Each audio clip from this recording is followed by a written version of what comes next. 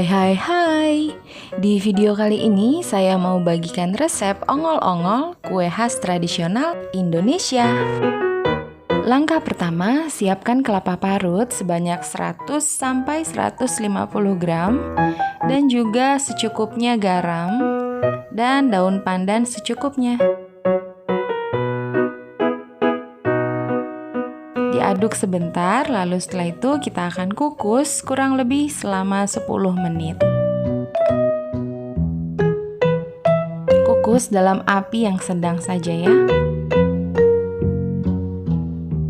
Langkah selanjutnya, siapkan gula merah sebanyak 200 gram atau bisa disesuaikan dengan selera masing-masing, dan juga gula pasir sebanyak 2 sendok makan, garam secukupnya, dan daun pandan secukupnya.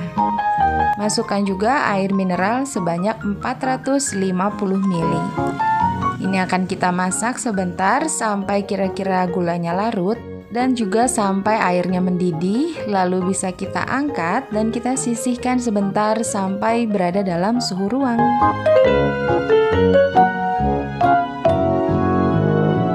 Langkah selanjutnya, kita siapkan tepung tapioka sebanyak 250 gram. Yang ini akan kita ayak dulu supaya memastikan nanti tidak ada bahan yang menggumpal di dalam adonan kita. Kalau sudah, selanjutnya ada santan cair sebanyak 250 ml. Santannya di sini saya dapat dari 1 bungkus santan instan ditambahkan dengan air. Aduk adonan supaya semua bahan tercampur dengan merata. Langkah selanjutnya, masukkan larutan gula merah ke dalam campuran tepung tapioka dan jangan lupa untuk disaring, supaya kotoran yang menempel di dalam gula merah tidak terikut masuk ke dalam adonan. Selanjutnya, ini akan saya aduk supaya larutan gula merahnya tercampur merata di dalam larutan tepung tapioka. Kalau sudah, adonannya akan kita sisihkan sebentar, lalu kita siapkan loyang bersih yang akan kita olesi dengan minyak goreng secukupnya. Di sini saya menggunakan loyang yang berukuran 18 x 18 cm, tinggi 6 cm. Selanjutnya, masukkan loyang ke dalam panci kukusan yang sebelumnya sudah kita panaskan kurang lebih selama 10 menit. Dan selanjutnya akan kita kukus masing-masing sebanyak 150 ml dari adonan untuk setiap lapisan. Kukus selama 6 sampai dengan 7 menit. Dan untuk setiap lapisannya, jangan lupa untuk diaduk sebelum dimasukkan ke dalam loyang. Lakukan terus dengan hal yang sama kurang lebih sebanyak 4 sampai 5 kali. Tapi kembali lagi tergantung dari cetakan loyang yang teman-teman gunakan di rumah ya. Di sini saya mengukus adonannya secara bertahap untuk tiap lapisan. Tujuannya supaya semua adonannya bisa betul-betul matang secara merata sampai ke dalam.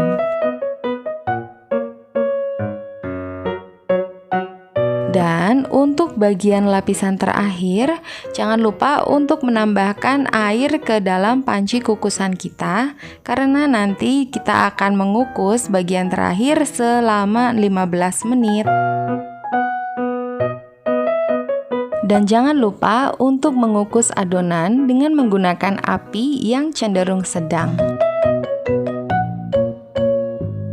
Dan setelah dikukus selama kurang lebih 15 menit, ini dia ongol-ongol kita sudah matang.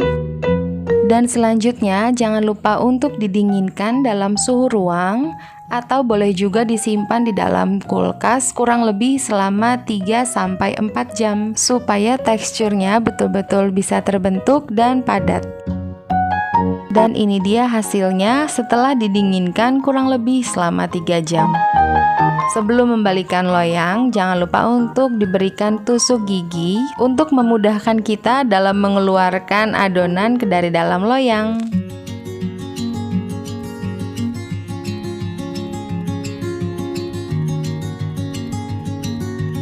Kalau di tempat saya, kue basah yang satu ini namanya ongol-ongol.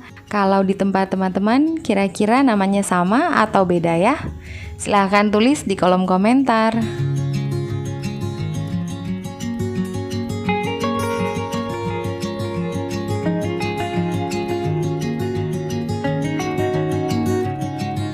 Teman-teman bisa lihat ya, kue basah yang satu ini betul-betul lembut dan kenyal banget.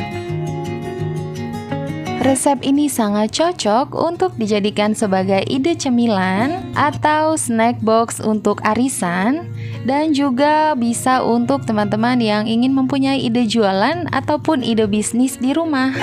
Caranya dengan menggunakan kotak mika seperti yang saya gunakan.